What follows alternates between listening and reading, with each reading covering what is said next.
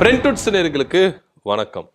அதாவது ஆளுநர் மாளிகையில் தொடர்ந்து இந்த மாதிரி ஒரு விஷயங்கள் நடந்துகிட்டே இருக்கு. இதுக்கு முன்னாடி இருந்த ஆளுநர் RN ரவி கூட இந்த விஷயங்களை செயல்படும் பொழுது அப்போது இருந்த திமுக அரசு இது கடுமையா எதிர்த்தது. அது பயங்கரமான ஒரு குரலை கொடுத்தாங்க, எதிர்ப்பு குரலை கொடுத்தாங்க. ஆனா இப்போ இருக்கிற தாவேக அரசு ஒரு சைலண்ட் மோட்ல இருக்கிறாங்க. ஏன் எதுக்குன்னு தெரியல அப்படின்னு தான் சொல்லணும். திருக்குறள் ஐயன் திருவள்ளுவரை காவி சாயம் பூசி ஒரு சிறுமைப்படுத்துற விதத்துல தான் ஆளுநர் மாளிகை தொடர்ந்து என்ன பண்ணிருக்கு, செயல்பட்டு இருக்கு. அப்போ இருந்த ஆளுநர் RN ரவி கூட இந்த மாதிரி விஷயங்களை என்ன பண்ணாரு, செயல்பட்டார். ஆனா அப்போ திமுக அரசு இதை கடுமையா எதிர்த்தது அப்படின்னு சொல்லலாம். ஆனா இப்போ இருக்கிற தாவேக அரசு இதை பார்த்து ரசிக்கிறாங்களோ அப்படின்ற ஒரு விஷயம் இருக்கு. இன்னும் சொல்ல போனா இந்த அரசு தான் ஆளுநர் மாளிகையை கண்டிச்சிருக்கணும் அப்படின்னு சொல்லப்படுது. ஏன் அப்படின்னா, பிறப்புக்கும் எல்லா உயிருக்கும் அப்படின்னு தன்னுடைய கொள்கை பிரகடனமா என்ன பண்ணாரு, சொல்லிக்கிட்டு வந்தாரு.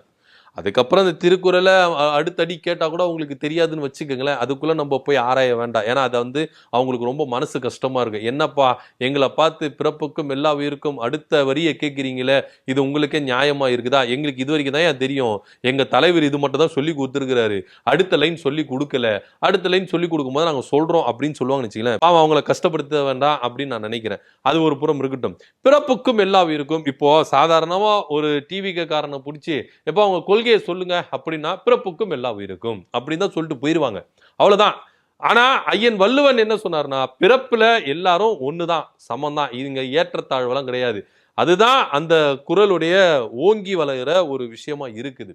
ஆனா இதை மட்டும் வச்சுக்கொண்டு விஜய் அவர்கள் பிறப்புக்கும் எல்லா உயிருக்கும், பிறப்புக்கும் எல்லா உயிருக்கும் இதையே சொல்லி சொல்லி சொல்லி சொல்லி என்ன பண்ணாரு, இதான் கொள்கை கொள்கைனாரு. சோ அப்படி நீங்க திருவள்ளுவரை நீங்க உயர்த்தி பிடிக்கிறீங்கன்னா, இன்னைக்கு உலக பொதுமறை கொடுத்த திருவள்ளுவர் இருக்கிறார்ல, இவர் எந்த சாதியும் கிடையாது, எந்த மதமும் கிடையாது. உலக பொதுமறை எல்லாத்துக்கும் பொதுவானவர் இவர். ஐயன் திருவள்ளுவன் பொதுவான மனுஷன். யாரையுமே நீங்க என்ன பண்ணுறது, இப்ப இவர் கிறிஸ்டின், இவர் முஸ்லீம், இவர் புத்தரிஸ்ட், இவர் பிராமி, அது மாதிரி யாருமே என்ன பண்ணக்கூடாது, அவர் மேல பூசவே சாதியமோ மதமோ அவர் மேல பூசவே முடியாது. ஆனா தொடர்ச்சியா பாஜக இந்த மாதிரி விஷயங்கள்ல செயல்பட்டுட்டே வந்தாங்க. கடந்த ஆட்சி காலத்துல கூட செயல்பட்டு இருந்தாங்க. இப்பவும் ஆளுநர் மாளிகையில இந்த விஷயங்கள் நடக்கும் பொழுது இப்ப இருக்கிற தாவேக அரசு ரொம்ப சைலண்டா இருக்கிறாங்க. குரல் கொடுக்கவே கிடையாது. சும்மா கடமைக்குன்னு போற போக்குல விசிகாவும் கம்யூனிஸ்டுகளும் தன்னுடைய கண்டனங்களை தெரிவிச்சாங்க. ஸ்ட்ராங்கா கண்டனங்களை முன் வச்சாங்களா அப்படின்னா கிடையவே கிடையாது வச்சுக்கோங்களேன். முதல்வர் கூட ரொம்ப சைலண்ட் மூட்ல இருக்கிறாரு. எதுக்கும் பேச மாட்டேங்கிறாருங்க மனுஷன்.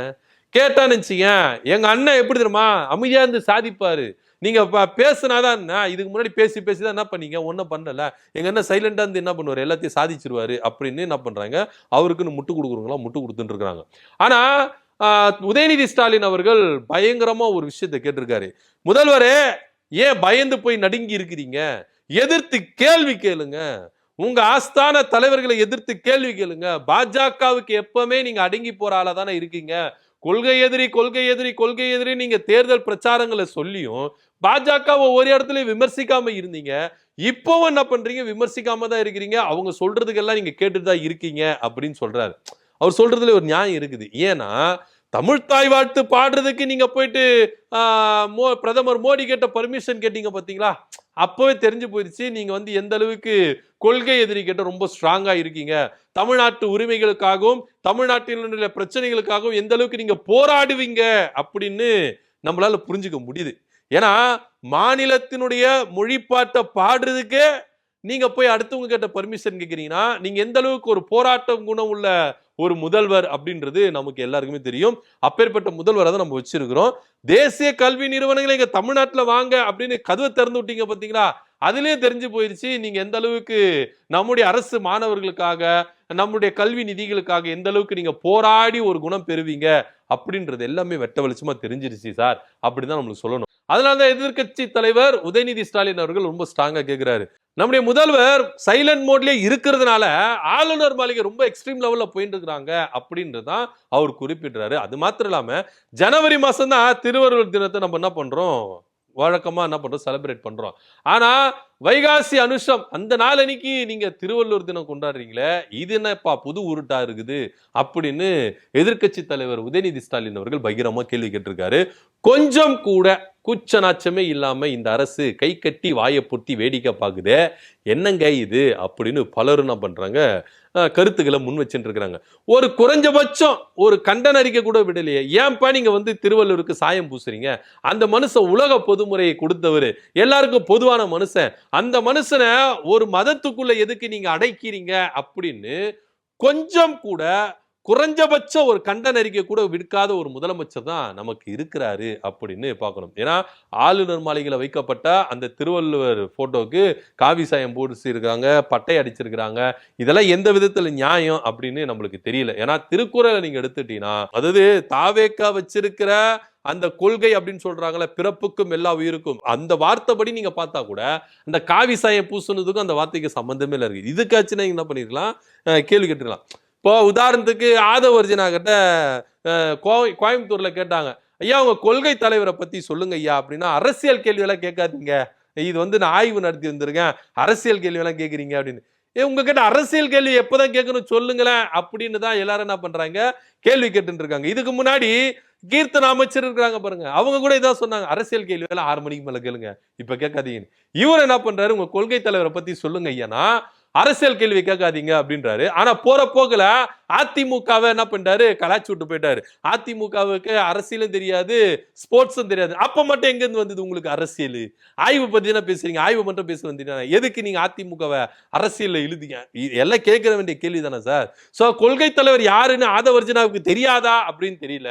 ஒருவேளை கொள்கை தலைவர்கள் யாருன்னு சொல்லி இந்த திருவள்ளுவர் விவகாரத்துல நம்ம மாட்டி விட்டுருவாங்களா அப்படின்ற ஒரு அச்சமும் பயமும் அவருக்கு இருந்ததுனாலதான் அரசியல் கேள்வி வேண்டாம் அப்படின்னு சொல்லிட்டு சூப்பரா எஸ்கேப் ஆனாரு ஆதவர்ஜனா.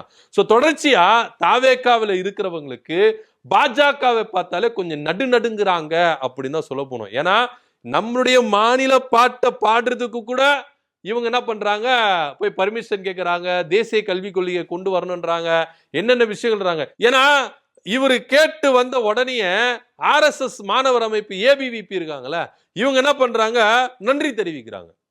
முதல்வர் விஜய் இது மாதிரி எல்லாம் பேசினாரு, இதெல்லாம் செஞ்சாரு, அவருக்கு நன்றி, அவர் கோரிக்கை வச்சிருக்காருல்ல, அதுக்கெல்லாம் நன்றி செலுத்துறோம் அப்படின்னு என்ன பண்ணாங்க, நன்றி செலுத்துறாங்க. சோ இது இவங்களை புரிஞ்சிக்கவே முடியல. அதாவது மக்களை முட்டாளாக்குறாங்க, மக்களை ஏமாத்துறாங்க. எங்களுக்கு கொள்கை எதிரி பாஜக, நீங்க வேணா பாருங்க, கொஞ்சம் கொஞ்சமா பாஜகவினுடைய செயல் திட்டங்கள் இங்க தமிழ்நாட்டுல இம்ப்ளிமெண்ட் பண்ணிட்டே இருப்பாங்க அப்படின்னு தான் பார்க்க வேண்டிய ஒரு விஷயம். கேட்டா என்னமோ சொல்றாங்க, 6 மாசம் டைம் கொடுக்குறேன்னீங்களா, 6 மாசம் கொஞ்சம் டைம் கொடுங்களேன், ஏன் வந்துடுறீங்க அப்படின்னு சொல்றாங்க. ஐயா 6 மாசம் டைம் கொடுக்கலாம், எதுக்கு டைம் கொடுக்கணுமோ அதுக்கு தான் டைம் கொடுக்க முடியும். எல்லாத்துக்கும் டைம் கொடுக்கணும்னா எப்படிங்க? அதுக்கு இனி நீங்க இந்த மாதிரி விஷயங்களை அனுமதிச்சுட்டு இருப்பீங்க, நாங்க இது மாதிரி சகிச்சுக்கிட்டே இருக்கணுமா அப்படின்ற ஒரு விஷயம் தான் இருக்கு. ஏன்னா திருவள்ளுவருக்கு காவி சாயம் பூசுகிறவர்களை ஏன் நீங்க எதிர்த்து பேச மாட்டேன்றீங்க அப்படின்ற ஒரு கேள்விதாங்க இருக்குது. சோ இதெல்லாம் இங்க இருக்கிற சோஃபா மாடல் அரசு பார்த்து வேடிக்கை பார்க்க கூடாது. சோ உடனடியா கண்டனம் தெரிவிக்கணும் அப்படின்னு தான் எதிர்க்கட்சி தலைவர் உதயநிதி ஸ்டாலின் அவர்கள் விஜயை பந்தாடி இருக்கிறாரு அப்படின்னு சொல்லணும். ஏன்னா இதே திமுக இருக்கும் பொழுது எந்த அளவுக்கு போராடுனாங்க. ஏன்னா இதெல்லாம் பாத்தீங்கன்னா தமிழர்களுடைய உரிமைங்க. ஏன்னா இப்ப நீங்க திருவள்ளுவருக்கு காவி சாயம் பூசுவீங்க, அடுத்து என்ன பண்ணுவீங்க, திருக்குறளே என்ன பண்ணுவீங்க, எங்களுக்கு தான் சொந்தம் அப்படின்னு சொல்லுவீங்க. சோ இப்பேற்பட்ட ஒரு கும்பலை தொடர்ச்சியா எதிர்த்து இருந்தாதான் இங்க என்ன பண்ண முடியும், நம்மளால என்ன பண்ண முடியும், நம்முடைய உரிமைகளையும் நம்முடைய தமிழ்நாட்டினுடைய மரபுகளையும் பாதுகாக்க முடியும். சோ கொஞ்சம் விட்டு குத்துட்டு போலாம்னு சொல்லிட்டு நீங்க ரொம்ப சைலண்ட்ல இருந்தீங்கன்னா, இப்ப இதை பண்ணுவங்க நாளைக்கு பெருசா பண்ணும்போது உங்களால குரல் கொடுக்க முடியாது.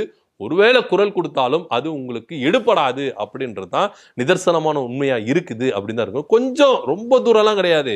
இப்போ சட்டப்பேரவை கூட்டுவாங்க, அப்போ முதல் உரையா ஆளுநர் வருவார், அப்ப என்ன பாட்டு ஃபர்ஸ்ட் பாட போறாங்க அப்படின்னு தான் எல்லாருமே பார்த்துட்டு இருக்காங்க. ஏன்னா வாய்க்கிழியே பேசுனாங்க. இங்க ஜோசப் விஜய் தலைமையில் நடக்கிற ஒவ்வொரு நிகழ்ச்சியிலும் தமிழ் தாய் வாழ்த்து முதலிடம் பெறும் சொன்னாரு ராஜ்மோகன் அமைச்சர் சொன்னாரு. அவங்க நடத்துற புரோகிராமுங்க, அதனால எங்களை கேட்க முடியல, அப்படியே போங்க மைக்கு நீட்டுங்க, நான் சொன்னா இல்லையான்னு பாருங்க கேளுங்க அப்படின்லாம் சொன்னார், வாய் வச்சனம் பேசினாரு. இனிப்போ நடக்க போற கூட்டத்தொடரெல்லாம் எப்படி இதை இம்ப்ளிமெண்ட் பண்ண போறாங்க அப்படின்றத நம்ம பொறுத்து தானே பார்க்க போறோம். அப்ப இருக்குங்க கச்சேரி அப்படின்னு தான் எல்லாரும் என்ன பண்றாங்க, வெயிட் பண்ணிட்டு இருக்காங்க. ஸோ தொடர்ச்சியா பாஜகவுக்கு இவங்க ரொம்ப அடங்கி தான் இருக்கிறாங்க. பாஜக பேர் கேட்டாலே இவங்க சைலண்ட் மோட்ல போயிடுறாங்க அப்படின்னு தான் பார்க்க வேண்டிய ஒரு விஷயமா இருக்குது. ஸோ திருவள்ளுவருக்கு காவி சாயம் பூசி இருக்கிறாங்க ஆளுநர் மாளிகையில. இதை கொஞ்சம் கூட விஜய் அவர்கள் எதிர்த்து ஒரு குறைஞ்சபட்ச ஒரு கண்டன அறிக்கை கூட விடாம சைலண்ட் மோட்லயே இருக்கிறாரு. ஸோ இதை பத்தியோட கருத்து என்ன அப்படின்னு கீழே கமெண்ட் பண்ணுங்க. நன்றி, வணக்கம்.